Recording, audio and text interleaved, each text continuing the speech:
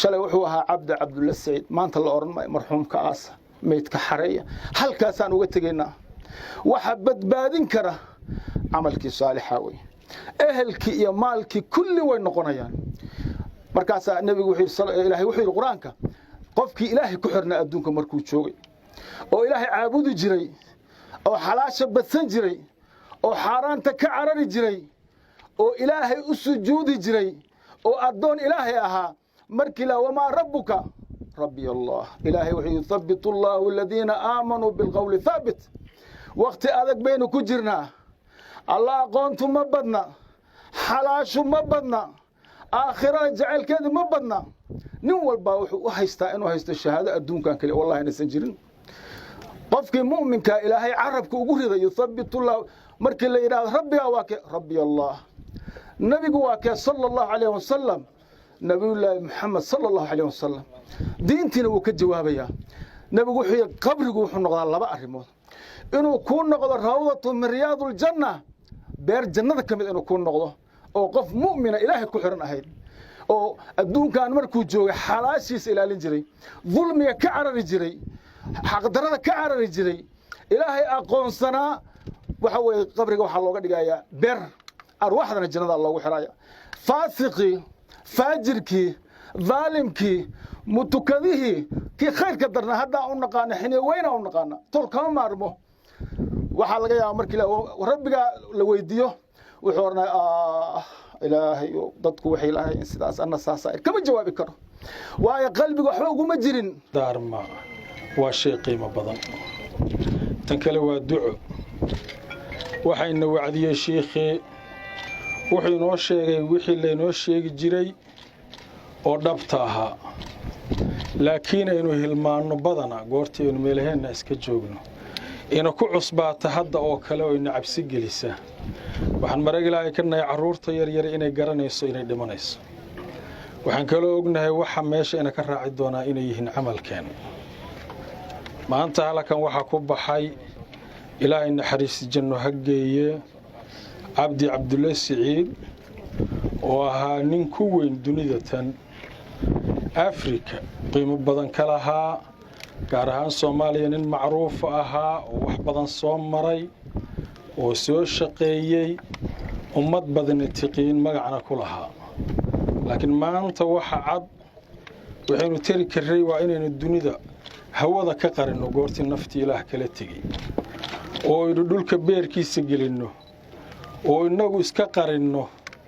إنده إنك كقرسنه واو دماضي ميدكا كبلووداي ساكاي حسابتينا waa hadda waa dhowday taas waa yaqiinteena hore u garanayni qof kasto ina kamid yar iyo weyn halka waa la banaynayaa dunida tan waxaana la soo digayaa dhulka beerkiis halkana loo soo hayaamaya laakiin waa la kala horeynaya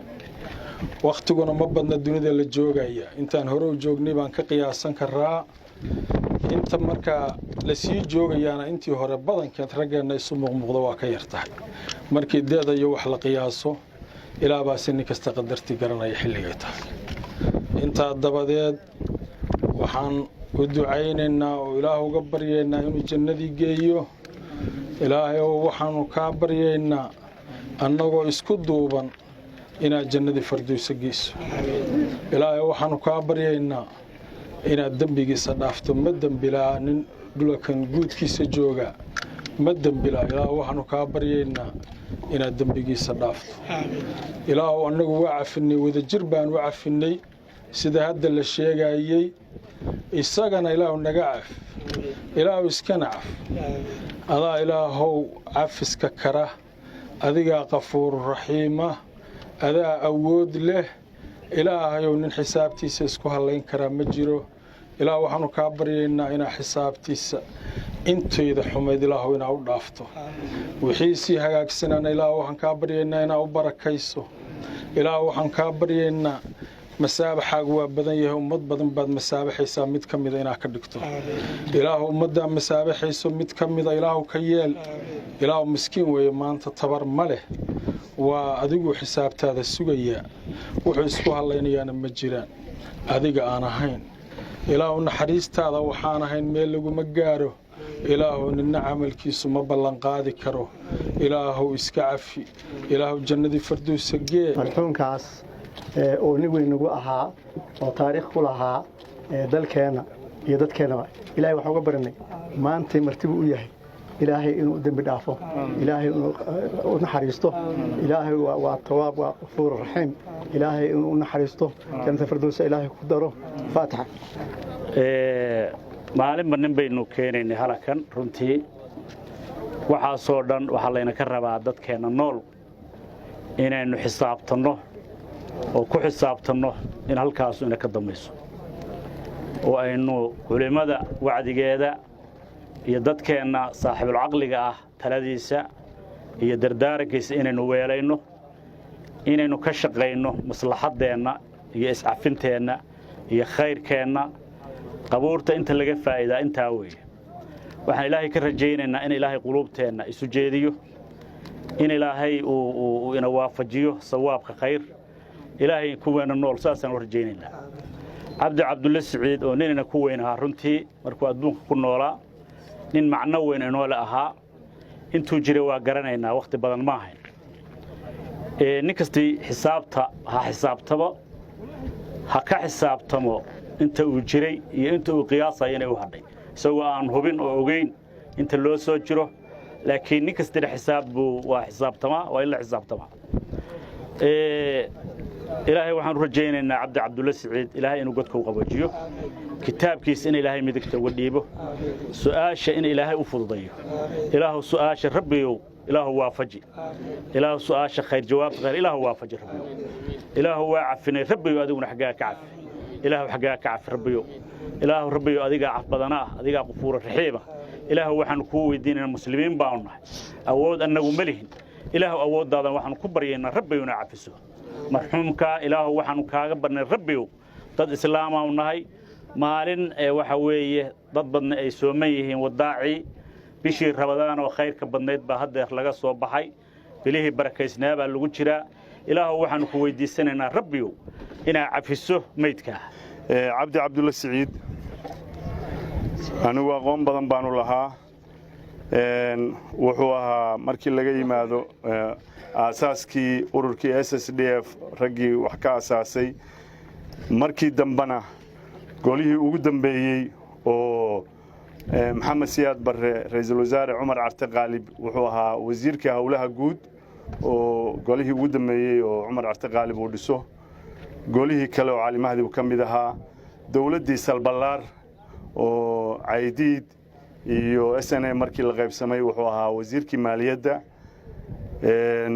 wuxuu soo noqday xildhibaan dawladda federaalka ah wuxuu soo noqday xilal badan ka soo qabtay Puntland asaasayaashii Puntland ayuu ka mid ahaa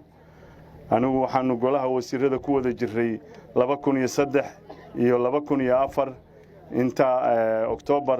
aanu noqon 2004 aanu noqon xildhibaanka intii ka horeysay golihii xukuumaddii Cabdullaahi Yuusuf madaxweynaha ka ahaa ayaan ku wada jiray intaan ka aqaan cabdulla siciid ilaahay jannada firdawsaha ka waraabiyay nin kaftan badan dulqaad badan siyaasi ah codkar ah waxa weeye u babac dhigi kara in alla inta ka soo horjeeda marka aragtidiisa ka duwan u dulle dulqaad badan u leh way dhici kartaa runtii waxaan soran karaa markii la eego siyaasiyiinta guud ee Soomaaliya maantay ama ay soo wada shaqeeyeen cabdulla ninka ugu dul badan ayuu ahaa nin wuxuu ahaa barnaamijka ama aragtida uu leeyahay hadafkiisa inuu gaaro mooyee aan ka leexan go'aankiisa meel marsada isagoo oo markaa kaftan iyo dulqaad iyo intaba ha ku marsada ay maaragtay waxa weeye wuxuu ka mid ahaa guddigii ugu horeeyey ee maaliyadda ee dekedda Boosaaso intaan aqoon baan jeclahay inaan halka u sheego guddigii maaliyadda markii ururkii al-Ittixaad laga qabtay dekedda cabdulla siciid guddigii maaliyadda ayuu ahaa dadka masaakiinta ninka aad aragteen oo u qoray maamaruqiyo iyo eedadaarood iyo lacagaha kan ay ku qaylin jireen ninka lacagta u meeleeyay masaakiintii markaas wuxuu ahaa cabdulla siciid garashadiisa halkaad ka garan ka dhaanin nin u roon dadka maaragtay masaakiinta ah sadaqa badan dulqaad badan marka halka kuma koobi karo taariikhda cabdi cabdulla siciid iyo aqoonta anigu aanu leeyahay iyo waxyaabo badan oo runtii aanu isla soo marnay ama runtii aan is oran karo anigu in badan baan ka faa'iiday oo ka bartay ilaahay janno iyo raxmaha siiyo inay raajicuun kullu nafsin daa'iqatul mawt walaalkeen marxuumka